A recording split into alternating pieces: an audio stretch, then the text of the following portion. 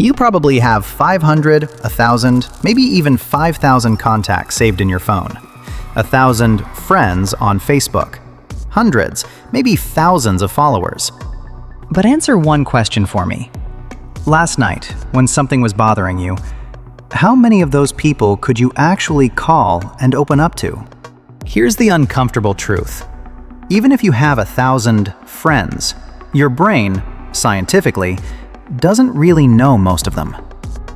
And that single limitation is quietly stealing your privacy and burning you out from the inside.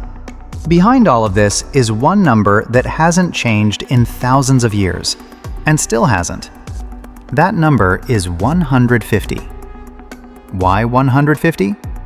Stick with me, because after today, you'll never look at your phone or your follower count the same way again. Back in the 1980s, a British anthropologist named Robin Dunbar was studying monkeys and primates. He noticed something strange. The bigger an animal's neocortex, the bigger its social group tended to be.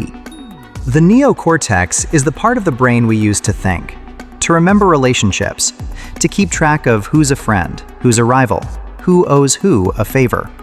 So Dunbar took that math and applied it to humans. The number he landed on is now famous.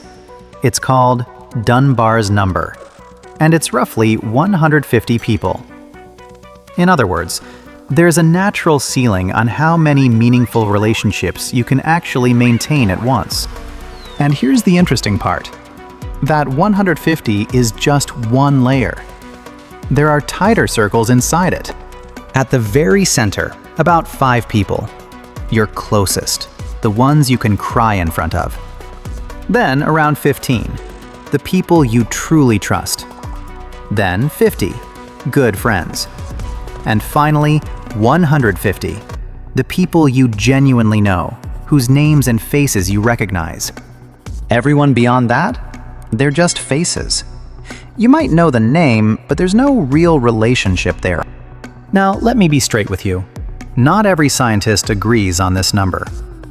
In 2021, a group of researchers actually challenged the whole theory. So why does it still matter? Because the real problem was never the exact number. The real problem is that social media has completely hacked this system. Here's how.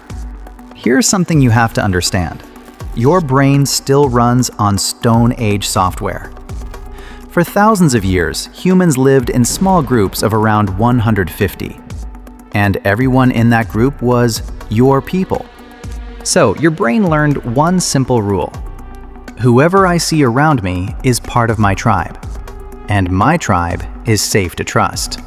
See the problem now? When you post something on Facebook or Instagram, your ancient brain assumes those thousands of people are part of your tribe. People it's safe to open up to. But they're not. They're strangers. And back in the Stone Age, your secrets were shared only with those 5 to 15 trusted people. Today, you're putting your most private moments, your kids' faces, your location, your pain, in front of thousands of strangers.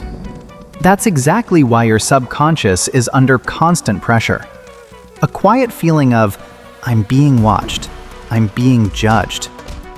When someone leaves a nasty comment, or when you scroll past someone's perfect life, your brain treats it as a social threat, the same way being kicked out of the tribe felt like a death sentence 10,000 years ago.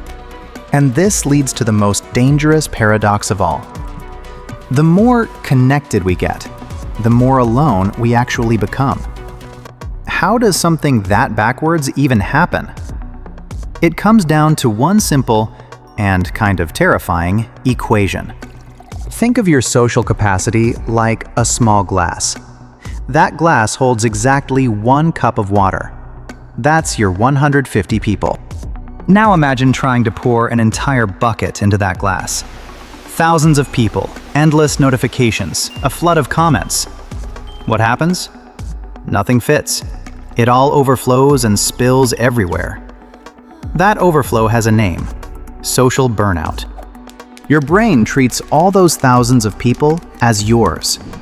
It tries to keep up with everyone, tries to keep everyone happy. But it can't. so it just runs out of fuel. And that's when the saddest part happens. The 150 people who actually are your people get nothing left over. We chase likes from 1,000 strangers and quietly lose the 15 who matter. That's why you can have 1,000 followers and still feel completely alone. So what's the fix? Throw your phone away? Quit social media? No, it's nothing that drastic. There are 3 small but powerful habits you can start using today. 1. Clean up your feed. Keep only the people you actually know, or the ones who genuinely add value to your life. Don't feel guilty about unfollowing the rest. That's not being cold, that's protecting your mental health. 2. Quality over quantity.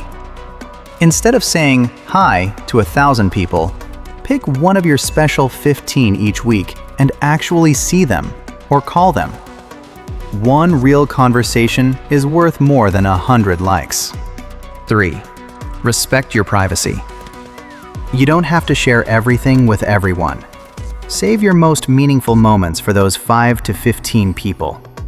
What stays private is what actually stays yours. Remember this. In a few thousand years, our technology has completely transformed. But our brain is still stuck back in the cave. So instead of crushing that brain under the weight of 1,000 people, learn to respect its limits. Because happiness was never in having 1,000 friends. It's in those few who are truly your own. So here's my question for you. Which one of your 15 are you going to message today? Drop it in the comments. And if you want more mind-blowing stuff like this, hit subscribe. I'll see you in the next one.